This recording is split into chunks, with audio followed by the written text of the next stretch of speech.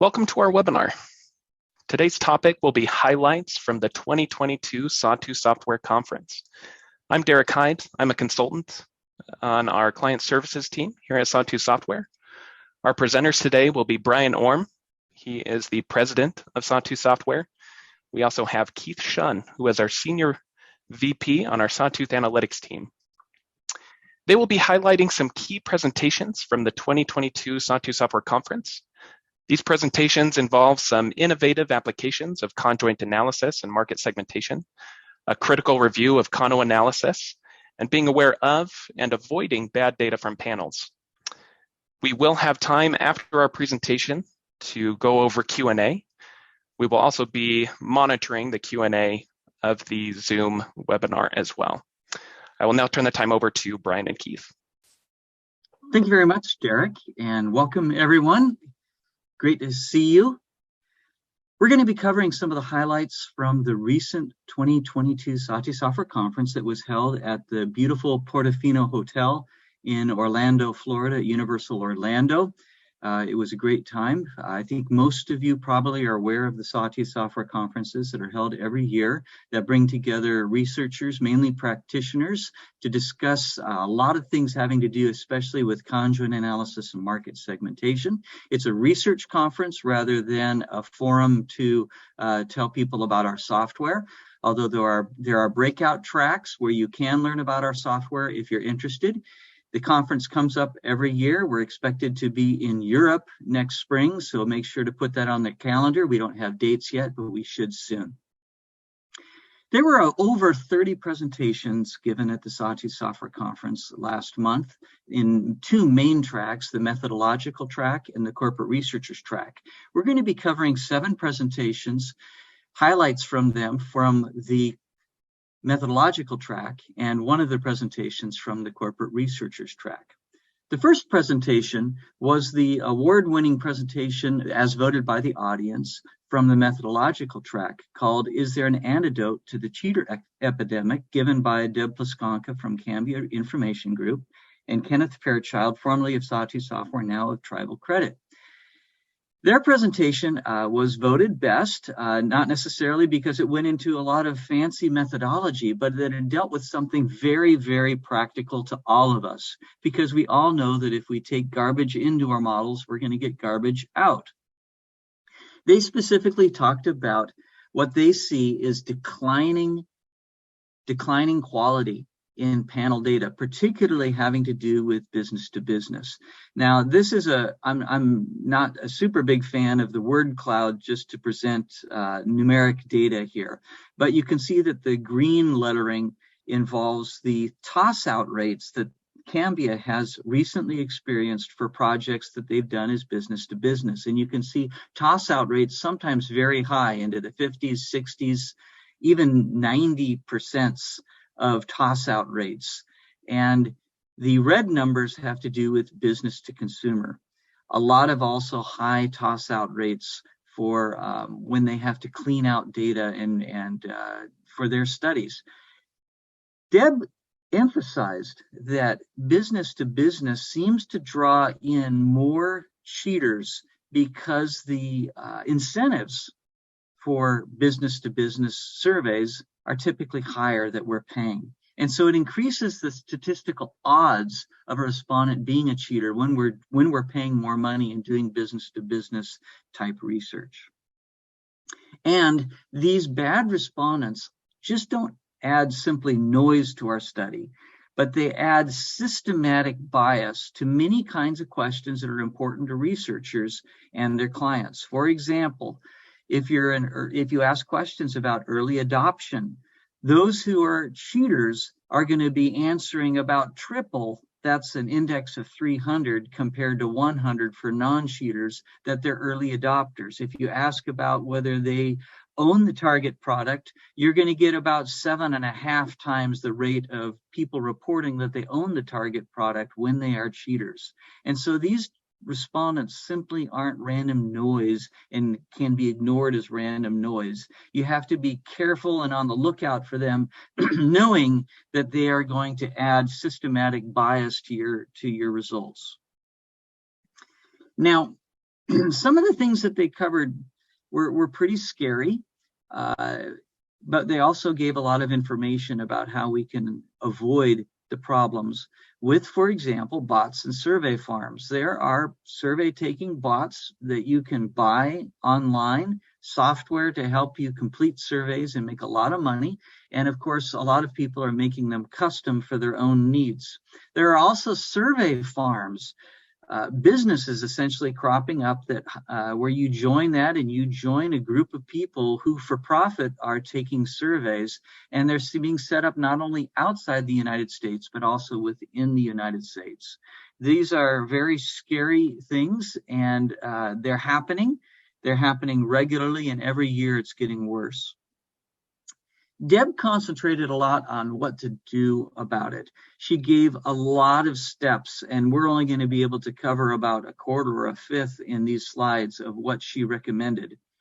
She said when you work with panel companies that have implemented technology, and most of the major panel companies have, they have automatic ways to screen out hackers and bots before they enter the survey.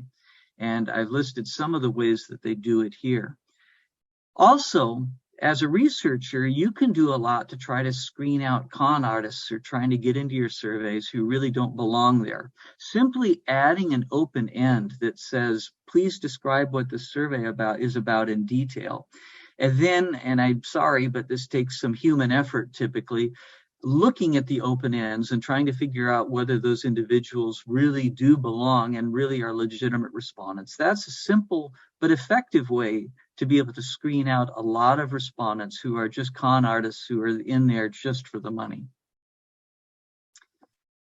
There are other kinds of respondents that Deb called slackers, and slackers tend to be kind of lazy and sloppy in their responses. And the gotcha consistency questions that you can typically ask, and a lot of you are currently doing that, where you ask people if they're left-handed, right-handed, or ambidextrous, for example, at the beginning of the survey, and you ask them at the end, or you include a question that has a response option that says, we're checking to see if you're reading, please select this option, not the others. These are the sorts of things that can catch a lot of what she called slackers.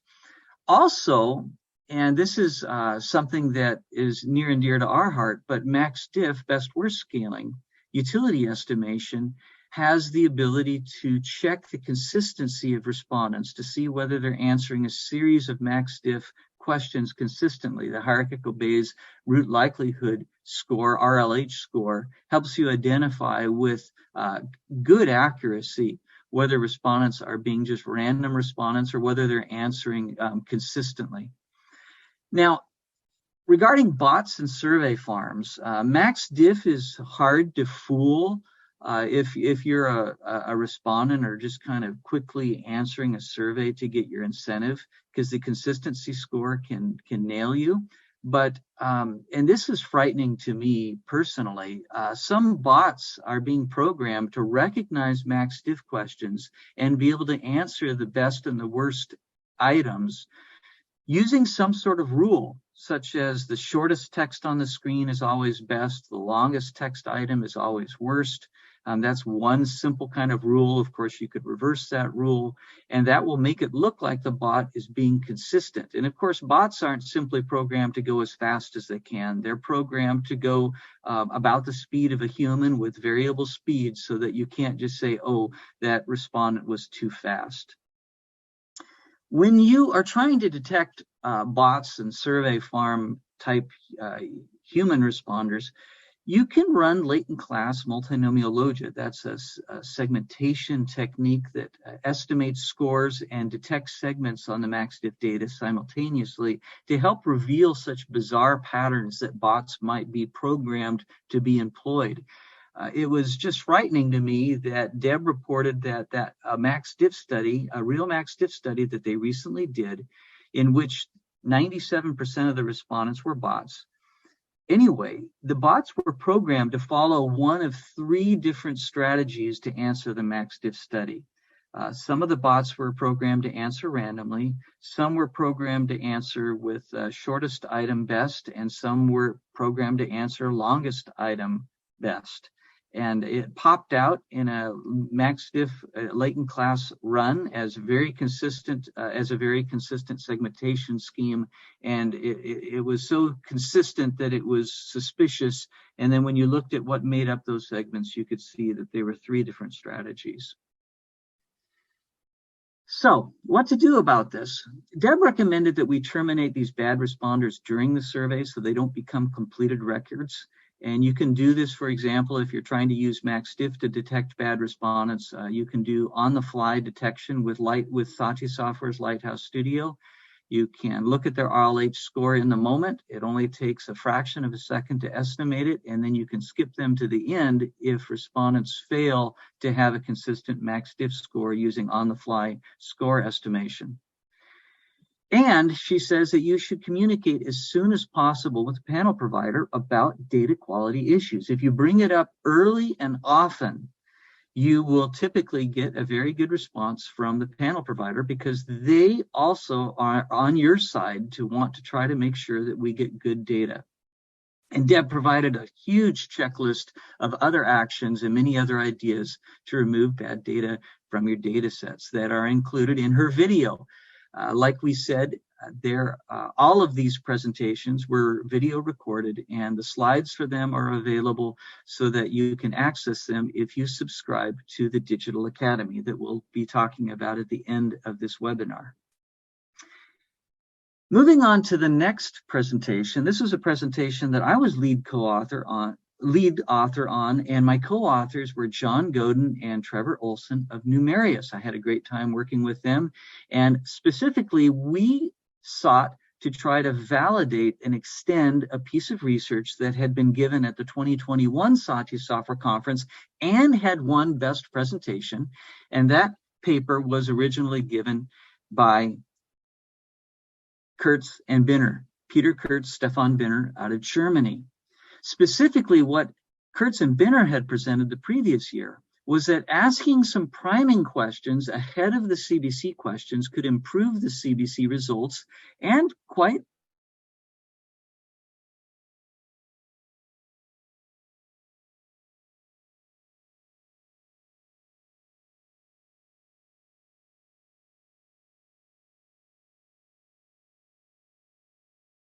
could put respondents in a better mindset to be able to provide better CBC data. So what was this magic priming question that they asked? Well, we've adapted their question for our HDTV study because in our repetition for this year to validate it, we studied HDTVs. And you would ask things, for example, about how people think about brand, how they think about innovation, how they think about price. And the Kurtz-Binner questions, the semantic differentials, ask them to agree left or agree right, and to think about how these items affect people as they're considering their purchases. Now, Kurtz and Binner told us that they thought that these behavioral calibration questions would reveal typical patterns of buying habits for respondents that would help the respondent remember their prior shopping situations.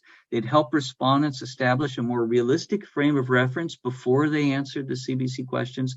And they could also be used as data, as covariates in hierarchical Bayesian estimation, and also could be submitted as segmentation variables in the market simulator for delineating respondents who are more brand conscious versus price conscious, etc.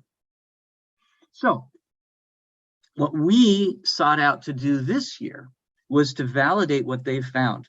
Kurtz-Binner presented results based on 9 data sets. It was very thorough. And we thought that the community would also want to see an independent assessment of how these questions worked. So we conducted an HDTV study, and we had 3,000 respondents, about 1,000 respondents in each of 3 experimental cells that we randomly sorted respondents into. And we found the same results that they did, that asking the semantic differential questions before the CBC questions improved the out-of-sample prediction error by about 10%. We found 9% reduction. They found 10% reduction, very, very similar and consistent, which made us feel really good about what we had done and also about what they had found. Now, for a third of our respondents, about 1,000 respondents, we decided to try something new. We decided to, instead of ask semantic differential questions about brand and perceptions about price, innovation, and features, we decided to formulate those questions as max diff and ask respondents such questions as, which of the following most and least describes you about your HDTV purchases? And we asked 1,000 respondents this type of question rather than the semantic differentials prior to asking them the CBC questions. We found that max diff as a priming exercise worked even better for our data set than the semantic differential questions that Kurtz and Binner had suggested. Plus, you can use the max diff questions to flag inconsistent respondents as long as each item was seen at least 3 times. And since we only had 6 items in our max diff question, it was really easy to do that with just 8 max diff questions that took just 88 seconds for respondents to do, and primed and warmed them up and put them into a realistic mindset to be able to think about giving us better data in their CBC questions.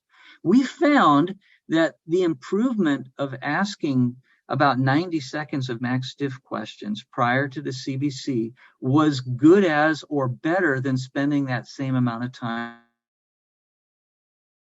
So I'm going to share screen now, and then I'll do my slides, and we'll wait for Bryan to come back. Maybe he can finish his. Yeah, that sounds great. Thanks, Keith. Okay. Hopefully you can see my PowerPoint now. Yep, just popped open. Yep. Okay. You are all set. I'm going to skip the sections Bryan was working on, and I'll tell you about the 4 papers I was going to present here. The first one was Kano analysis by Chris Chapman and Mario Calligaro, and they were talking about they wanted to do a critical review of Kano analysis. I don't know if you're familiar with Kano analysis, but I did it quite a bit when I was in the world of customer satisfaction research. I know it's also been used for research on new features of products. I think it's used quite extensively there. And I always felt really uneasy about using it. So I was glad to see a nice critical review here. And here's a summary of some of the slides they talked about. Just so you know, Kano analysis asks 2 questions and comes up, and there's sort of this theory about how people should answer these questions. And on the basis of those answers, they identify a feature or an attribute as being an indifferent, one about which people are indifferent. So if you have it or not, it doesn't matter. Preference doesn't increase when you have the feature or when you do not have the feature. An attractive feature is one that if you don't have it, you don't get heavily penalized, but having it is a really good thing. The attribute is one where if you don't have it, you get in big trouble. It's a terrible thing if you don't have it, but you don't get a lot of credit if you do.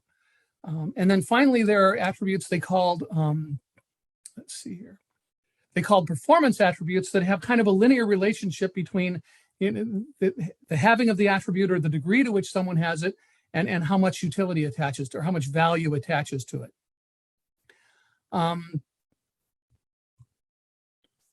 When Chris and his co-author, Chris and Mario, looked at this, at the response categories for these questions, one of which is, how would you feel if a new phone had a new high-performance Super Thunder cable? And if you look at these response categories, I like it, I expect it, I feel neutral, I can tolerate it, I dislike it. The choices aren't mutually exclusive, right? I could both expect it and feel neutral about it. I could tolerate it and like it at the same time. So the choices aren't mutually exclusive, which right there, this is just bad survey writing. They did some further analysis, some factor analysis of the way people answered these questions, and these items don't even load on a single dimension. So whereas you would hope that a scale measures 1 dimension, they couldn't even capture the meaning of this scale in 2 dimensions. So anyway, any sort of monotonic or ordinal scaling you'd want to apply to this just doesn't make any sense. When they thought about the model conceptually, they thought, the whole idea of of attributes that have attractive quality don't really make sense, because they thought this was a function of how people perceive the attributes, not a function of the features of the attributes themselves. So they thought there was this conceptual problem at the heart of Kano analysis. And when they look at the two questions together, we mentioned that the scale categories aren't exclusive, not terribly reliable. The second question, because there's a negation in there, how would you feel if it didn't work out this way? We know that respondents have difficulty replying negatively to negative questions because they think that they misremember what they learned in English class, and they think double negatives are always and everywhere bad. And so they have some sort of a cognitive problem with disagreeing with negative statements. Again, they thought that the wording of the questions was more emotional than or more was more about people's feelings than their behaviors.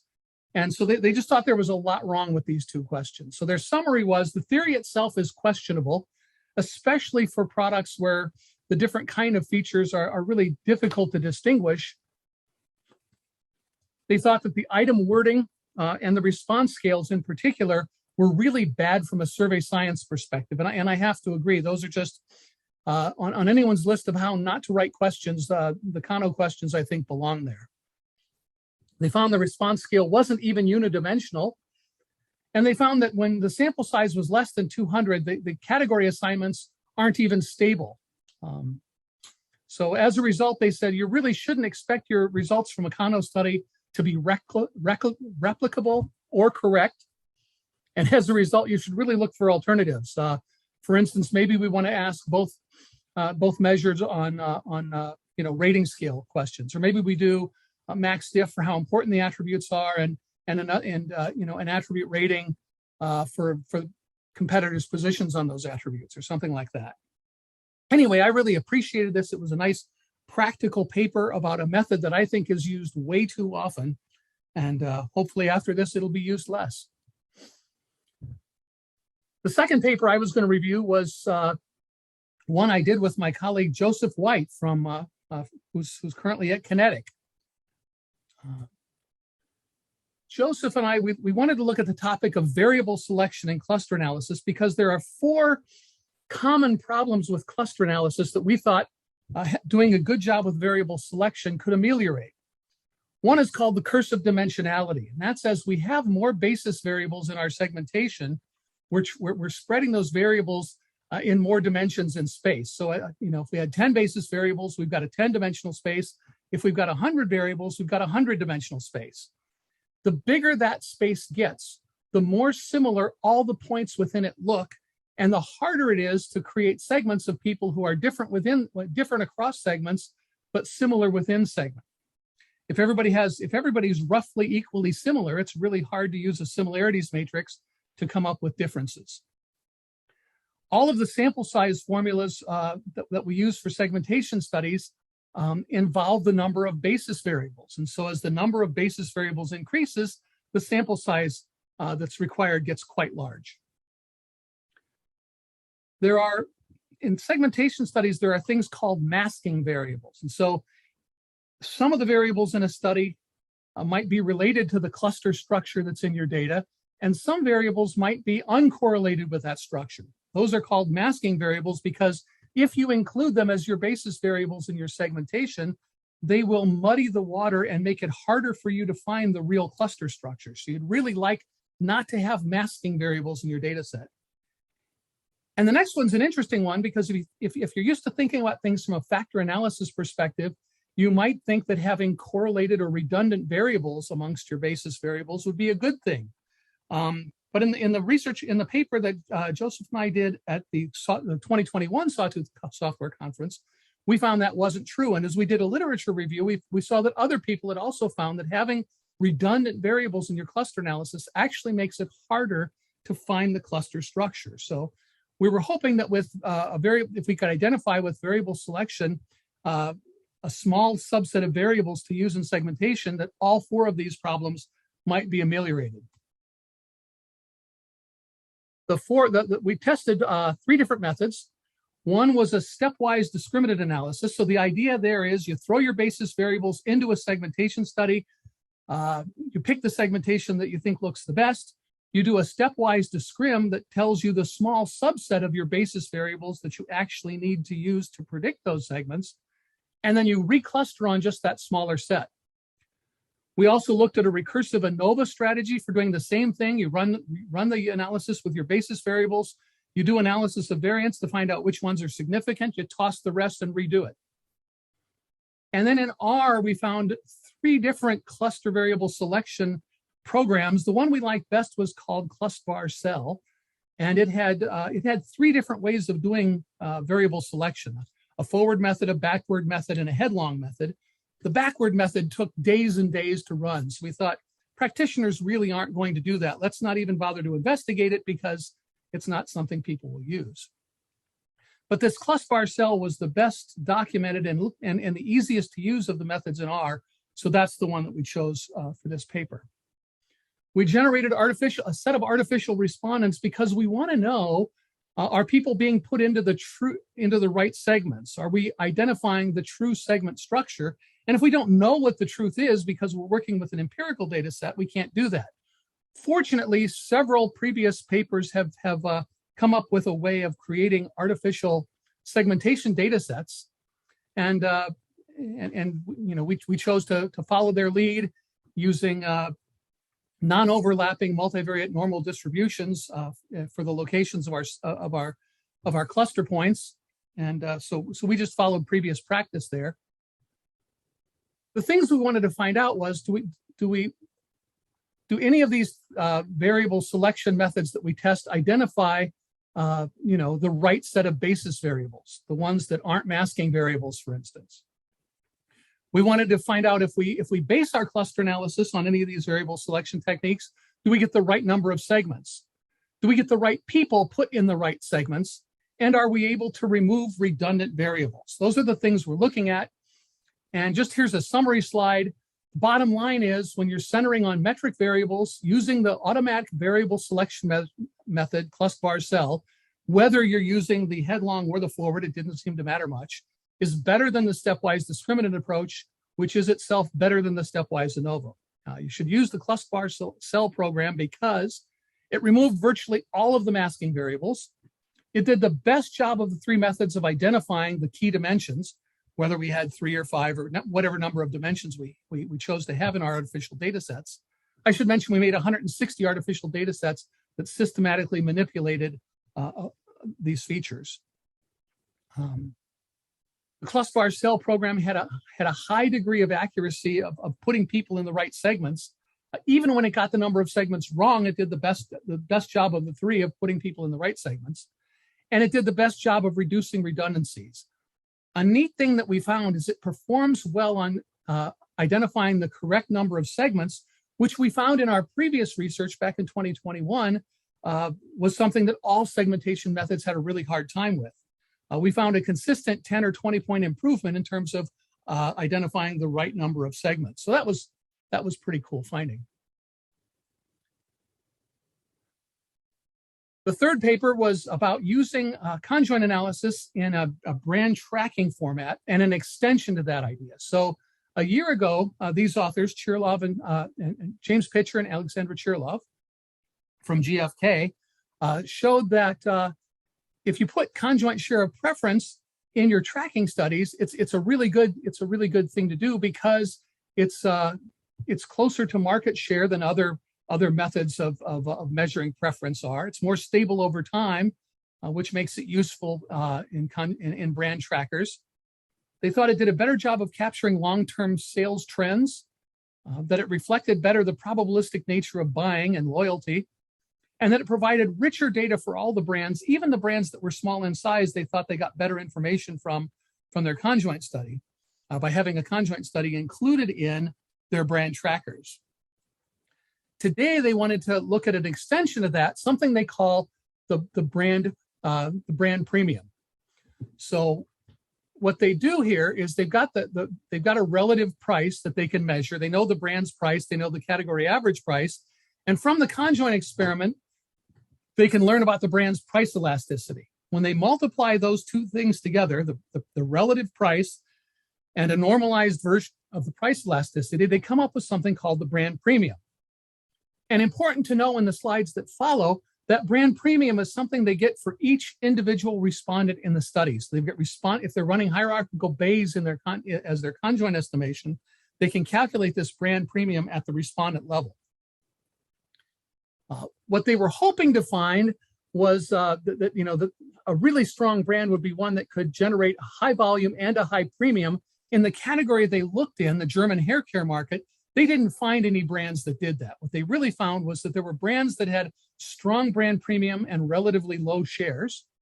And there were brands that had high brand premium and small shares. And they also found high volume brands that had relatively low brand premium. So in the category they looked in, they didn't find that, but they were hoping they would have. Maybe in some other categories they would.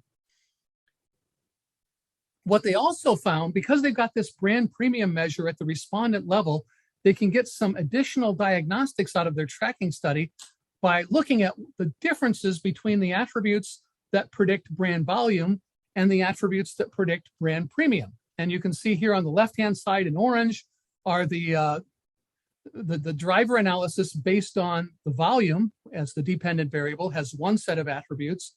And the driver analysis reveals a different set of key drivers of brand premium than of volume. So the list on the left on the left in orange is different than the one on the right in blue.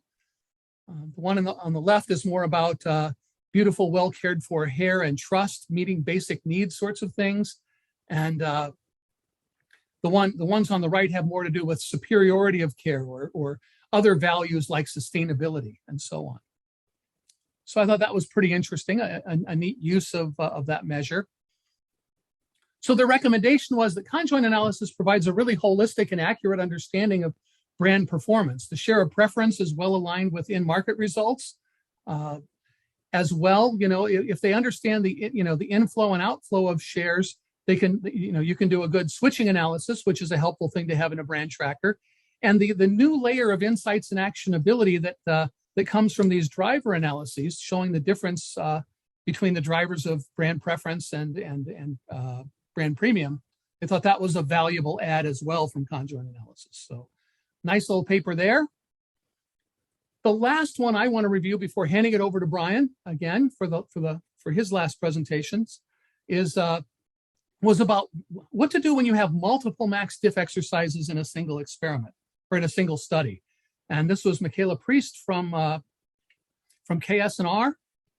And here's what motivated Michaela to look at this. She says, a lot of times we do max diffs where we might look at, which of these attributes are most and least necessary for a person, and then how appealing they are. They collect the former of those, the necessary one, using best worst scaling or max diff, and then they collect the appealingness with a rating scale. And they said, well, what if we just measured both of these with max diffs? How would we best go about that? And they had 3 different cases that they wanted to look at, 3 different ways of doing that. One way they called the 2 max diffs approach was to ask 2 max diffs sequentially. So let's say we had, 20 items here, and we're asking 10 max diff questions. They asked 10 max diff questions, like the one on the left, about whether the attribute was necessary or not, followed by, on 10 separate screens, 10 subsequent screens, which of the following is most appealing and which is the least appealing. So basically 2 max diffs done sequentially with separate sets of screens. And then the obvious thought is, why not put them all on the same screen? And that was their second option. They called it the tandem approach, with tandem approach, most least, where they're showing both max diff exercises on a single page. So although it's twice as many check marks per page, 4 instead of 2, there's only half as many screens that the respondent has to see. And they had a list of some hypothesized benefits and drawbacks, but we'll wait till we get to the bottom line to talk about those. They also had a tandem approach most only, where they were only going to ask the most necessary and the most appealing. They were going to leave the least necessary and least appealing off. And so this cuts in half the number of check marks the respondent has to do. And here's the bottom line. The tandem only, that last one I showed you, was the best one. Although it had a slightly lower model fit, they thought it differentiated the best on the outcomes. It was the quickest of the 3 methods to do, and it should have been. The respondents only had half as many judgments and half as many mouse clicks to do. It was easier, of course, because it was shorter and it had the lowest dropout rate. The other two methods, the sequential max diffs had a better model fit, but was worse on everything else. The tandem most least also, didn't really succeed very well at all. It had a low model fit, but it was the most difficult, had the highest dropout rate, was the most time consuming. So the answer here is, if you want to know how to do two max diffs, maybe put them both on the same screen and ask for the most only. With that, I'm going to turn it back over to Bryan. Bryan, you might want to take control, because I don't know where you want to pick back up. Okay, thank you very much. My computer had hiccups, so I'm glad you guys were able to pick up. It's saying that you're going to need to stop sharing for me to pick it up. Just did. Okay, excellent. I'm going to go ahead and pick up hopefully about where I left off, and I'm sorry for jumping backwards. But we're talking about questions, priming questions that we can ask prior to the CBC questions to try to get better CBC data. Kurtz and Binner suggested that you can ask semantic differentials. I agree left or I agree right, having to do with brand and innovation and price issues. And we tried to extend it by asking a max diff series of questions. We decided to ask those questions about brand and innovation and price, etc., as a series of 8 questions on just 6 max diff items, looking like this for our HDTV study. And we found that for the 1,000 respondents that got the max diff as a priming exercise, rather than the 1,000 respondents who got the semantic differential, it worked even better for getting better CBC data, more predictive CBC data, plus it could be used to flag inconsistent respondents because we showed each item at least 3 times. And so we also looked at whether the extra time to do that max diff exercise, which was about 90 seconds prior to the CBC, whether it was worth spending that 1.5 minutes to warm respondents up in this way. We found that the improvement for using the max diff questions was just as good or better than spending that same amount of time answering more CBC questions. So it provides more variety for the respondent, warms them up in a way perhaps even better than the semantic differentials that had performed quite admirably. So this was kind of a neat finding for our extension, and we're looking forward to more research in this area, and we recommend to you thinking about including a very short max diff exercise prior to the CBC exercise to prime respondents about how they think about brand issues, innovation issues, price issues, etc. Now, the next presentation I'd like to cover was given by Isabel Hook and Remco Dawn of SCIM, called Thompson Sampling in Multi-Attribute CBC. Well, what is Thompson sampling? Well, Thompson sampling is that secret sauce that goes into Bandit Max Diff. It's an adaptive design algorithm that essentially allows you to look at prior preferences from previous respondents and to oversample the items, or in this case, the attribute levels that are seeming to be more preferred by the previous respondents. Hook and Dawn applied this same kind of Bandit approach for adaptive learning from past respondents to a CBC study that they recently did, where that CBC study had 2 attributes with a lot of levels, with suspected interaction effects involved in those 2 attributes in their CBC study.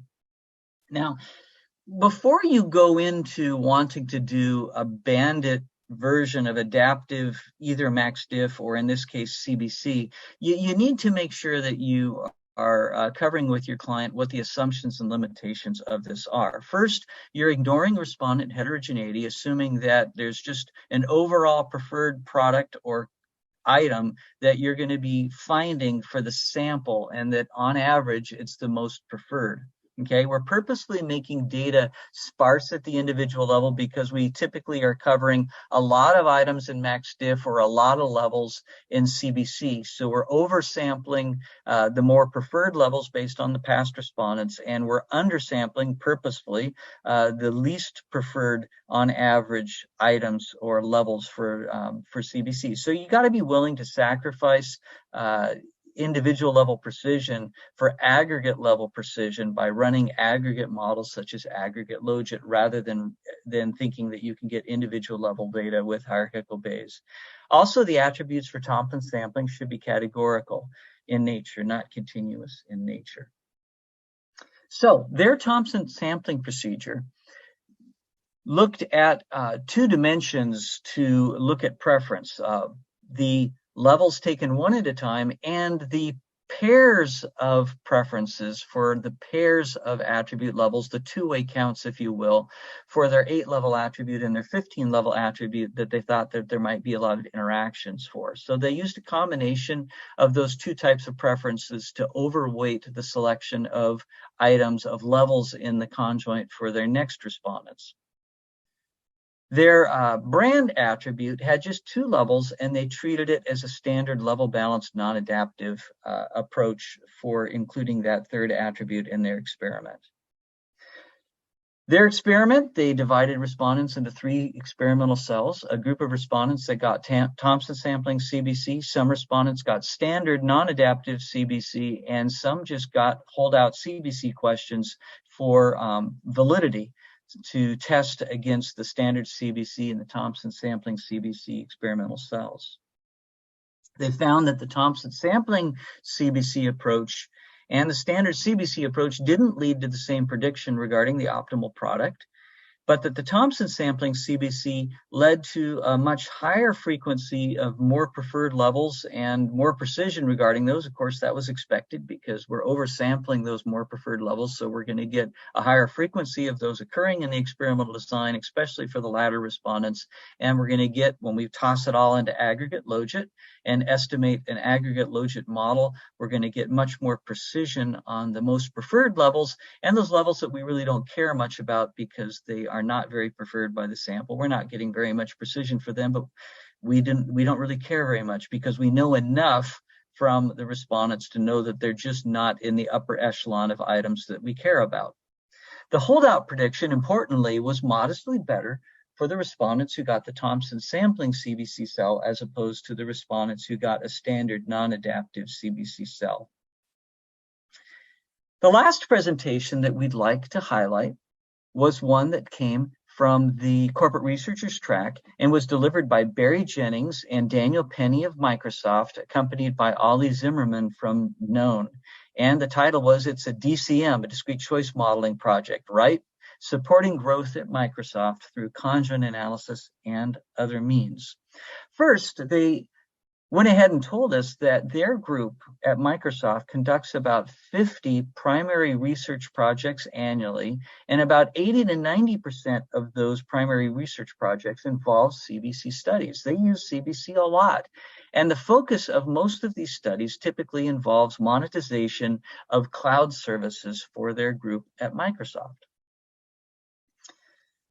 Now, they covered a number of learnings from the many studies that they do over the years, and they wanted to highlight a few things that they've learned. Similar to the presentation that Deb Plaskanka and Kenneth Fairchild gave regarding sample quality, they also had something to say about sample quality, and they've been experimenting with using standard panels as well as what they called premium panels that cost a lot more money but supposedly provide better data. And they do find that these premium panels that they've been looking at provide better data for them.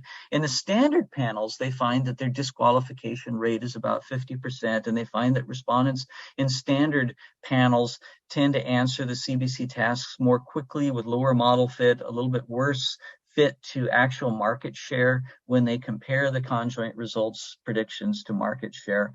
And they find that the standard panels tend to have respondents in it that overstate their interest in new offers. And this is not unlike what Deb highlighted, that respondents who tend to be more cheaters or imposters, they tend to overstate their interest in new offers or usage of the target products, etc. Regarding the premium panels, they find that fewer of those respondents will disqualify, and they find that those respondents tend to answer CBC tasks slower with better fit, and that the results of models for those respondents are a better fit to actual market share. And they find that those respondents tend to have a more realistic expressed interest in new offers as opposed to exaggerated expressed interest in new offers.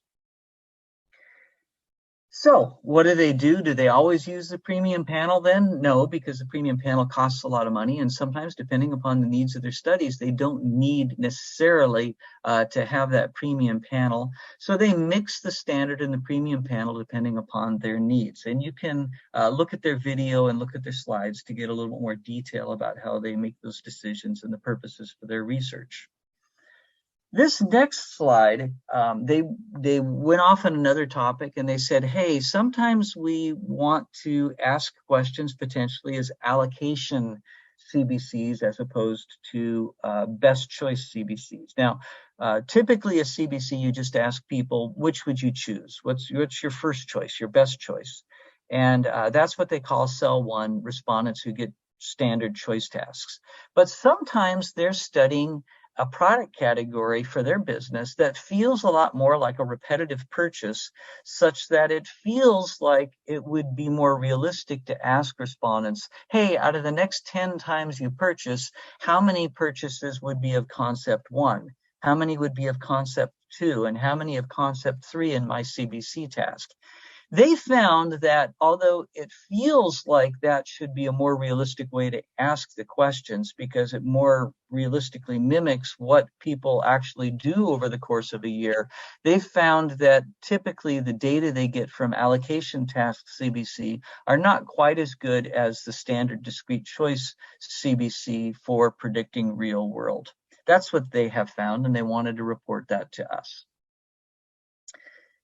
So even though the real world, and these are quotes from their video, is an allocation task, you may want to run a choice exercise instead. We've got good confirmation here that it might be better that way, more credible, and it would be a particularly good option to use choice rather than allocation when you're worried about the difficulty and complexity of the exercise, because of course allocation-based CBC, distributing 10 points across CBC concepts, is more complicated than just picking the best out of a set. Next, they showed a case study that they called the Windows 10X case study. That was pretty typical kind of layout for a CBC type study. It involved some graphics. It looks like about 8 or 9 attributes, although some of the attributes they've masked here for proprietary purposes. But they talked about this study a little bit and some of the analysis that they were focused on. Specifically, they were quite interested in price sensitivity and willingness to pay for this particular piece of research. And what they found, not unlike what has been recommended by other authors in the willingness to pay and price sensitivity space, is that you need to be careful about respondents who are answering randomly, noisy respondents, low information respondents, because they will make it look like there's a bunch of respondents with low price sensitivity who are willing to pay a lot of money for whatever enhanced feature you're trying to test. So they emphasize that you really need to ferret these out. You need to delete these respondents and find these respondents who are noisy with low information. For example, the RLH statistic coming out of HB is one way to do that. And there are other ways through the other questions that you can do and other sanity and data cleanliness steps that you can check on respondents to delete those respondents who are essentially being slackers, as Deb would call them, noisy, no information respondents. And this helps by cleaning these respondents out. It helps reduce the understatement of price sensitivity, which would overstate willingness to pay, among other things that this benefits us for. With that, we are getting close to our Q&A section where hopefully we'll be able to answer a few questions. And before we get into that, I want to recommend Sawtooth Software's Digital Academy. All of these presentations from the 2022 Sawtooth Software Conference and the previous two conferences were recorded. Their slides are up there, and I have found it to be a really amazing way to take in a lot of great information. I can watch the ones that I'm interested in, I can slow them down, I can speed them up, I can repeat a section. It's a really good way to learn. So we'd recommend that you subscribe to this if these kinds of presentations interest you. You can find it at academy.sawtoothsoftware.com. Next, I also want to put in a little plug for our upcoming events. At the end of next month, we're going to be holding an introductory hands-on choice modeling workshop in Park City, Utah. Already 13 people are signed up for that. We have a limit of 25. Go up to the Sawtooth Software website and look under resources, workshops to be able to attend that 3-day choice modeling workshop. And of course, the Sawtooth Software Conference is coming up next year in Europe in the spring. We don't have dates yet because we're still finalizing a contract with the hotel, but we'll be giving an announcement pretty soon with the call for papers later this summer. With that, I will turn it back over to Derek to moderate the Q&A. Thank you, Keith and Bryan, for walking us through those highlights. We do have a few questions here. We have about 5 minutes left of our webinar time. I have a question here. When is Thompson CBC better than adaptive CBC? Okay, adaptive CBC, I think you're probably referring to Sawtooth Software's ACBC. With adaptive CBC, you're typically adapting within each respondent. So you're oversampling the levels that respondent prefers. So if your purpose is to get more precision on the items that each respondent prefers, then you would go the adaptive route. If your purpose is to get more precision on the items or the levels that the sample of respondents prefers, which is potentially a different thing, then you would be doing the Thompson sampling. Thanks, Bryan. I have another question here. This was asked during Keith's presenting. It was asked, could you provide an example of a masking variable?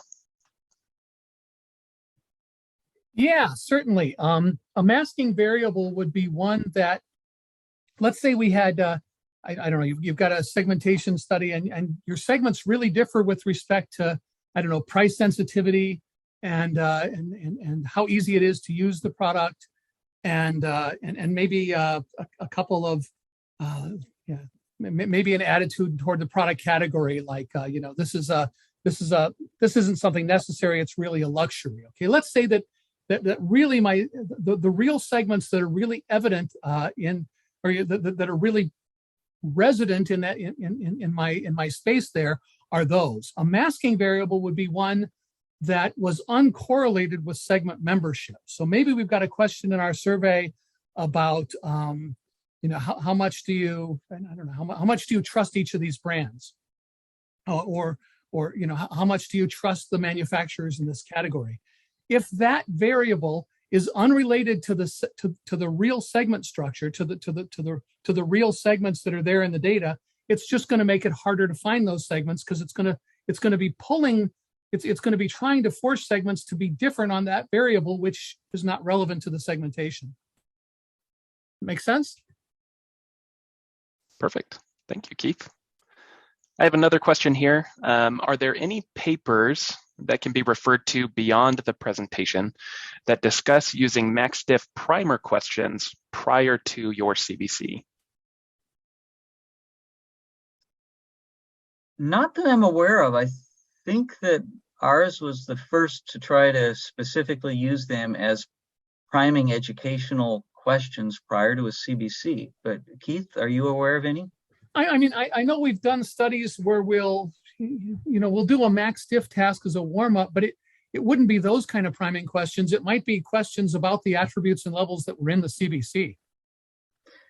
Yeah, we have seen, I think at some past SCIM Sawtooth Software Conferences in Europe, I do think that a max diff was used to try to study a lot of levels of brand. And then there was a fusion attempted to try to bring the max diff data together with the CBC data to fuse it and provide more detail about the brands, to try to weight those two exercises together. I've seen presentations along those lines, but that was for another purpose. Perfect. Thank you. Okay, we have time for about one more question. There was a highlight of a presentation that regarded Kano analysis, and there was a note that it was similar to max diff. Can you talk about the similarities between the two of those analyses? I don't think we said that it was similar to max diff. I think that one of the suggestions the authors of that paper had was that instead of doing Kano analysis, they might want to do max diff instead, because max diff makes a lot more sense than Kano analysis does. Perfect. Thanks, Keith. We might have time for just a brief question here. How do we know the priming questions are helping people think like they would when making the purchase? Could the priming make people more consistent without making them more realistic? Excellent question. We can't answer that from the one study, the HDTV study that I did with Trevor and John, but we can answer that from the previous year's research by Peter and Stefan. I said that they did 9 data sets. 2 of those data sets they had actual market share data. And for both of those data sets, the priming questions improved the ability of the subsequent CBC questions to be able to predict the actual market shares in a way better than not having priming share was. Thank you, Bryan. And with that concludes our webinar. We love asking questions. You can see on the slide here that Bryan has up. We have an email address of support@sawtoothsoftware.com. Since we are out of time now, if you have other questions, feel free to email us there, and we would be happy to answer those questions. But with that, thank you for attending our webinar.